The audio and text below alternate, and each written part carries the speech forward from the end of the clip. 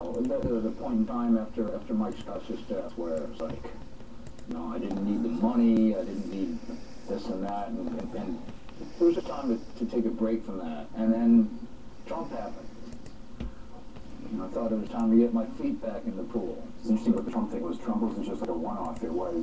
Trump was a representative of something that's been happening for a long time. The entire governmental systems in society has collapsed to the point of like, it reminds me of so much of you studied history of the early 1930s with the rise of fascism across Europe, and we see that happening in Europe right now. Just look at Italy's last election, the gains made by the right, and they're playing fascist playbook where they get everyone afraid of the future and only they have the answers, even though they're authoritative, dictators or oligarchs, plutocrats, kleptocrats, whatever. It's like, I have the answers, stick with me, because people are unsure and they play on that fear basis, and we see society and governmental systems crashing all over us around the world.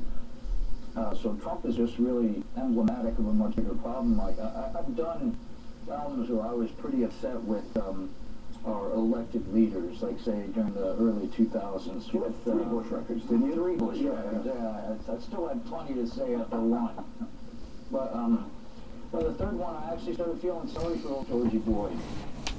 He's as much of a pawn of the system that is broken as we are. And The Last Supper was about George doesn't even know he's been manipulated, let alone the rest of us. And so it makes sense that it's evolved or devolved into this kind of right-wing rise, which is, as we see throughout history, it's, to me, rises in right-wing fascism, it's kind of like herpes to me. It's just like, you just show sometimes and well, yeah, it doesn't affect your day-to-day life, but when you have a flare-up, So, to me, all this right-wing stuff is herpes. Drink a lot of cranberry juice, stay calm, wear a rubber. It's kind of where we're at right now. What is the cranberry juice and rubber equivalent for this particular? I don't know. I think voting, maybe. Yeah. Like, let's vote with our heads and our conscience, I think, is a good lesson to be learned. I mean, people are just basically voting against their self-interest out of fear and the weaponization of information, which has devolved into disinformation. I mean, what was so promising at the beginning of the internets was it was the age of information. And here we are in the age of complete disinformation, because information is controlled more than ever and weaponized to the point where information is important.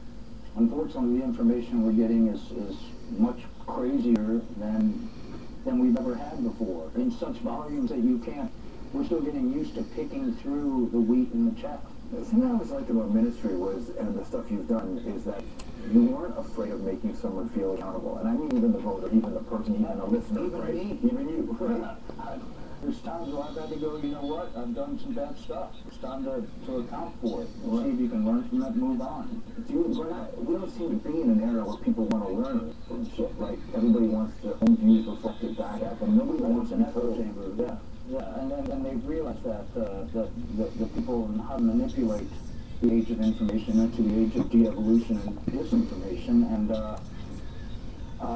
people, I mean, basically, to be educated now is a dirty word. I mean, there's nothing that the right wing hates more than professors or universities, or science. And this is also right out of the fascist playbook.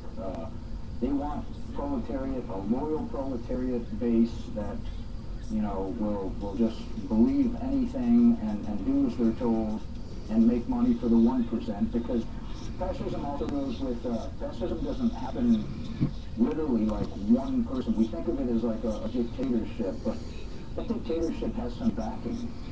And so they're figureheads, whether it was Hitler, Mussolini, Franco, or Trump, or Putin. It's just part of a kleptocracy done by the very richest few that put their figureheads in place and run systems that way. And the whole system's broken, and that's what this record's about. It's not an anti-Trump record. No, I didn't go with it at all. I mean, to me, Trump is just like, if all of a sudden you wake up one morning and you find a gigantic cyst on your neck, and you go to a doctor and you go, I want this cyst removed, this is pretty gross stuff.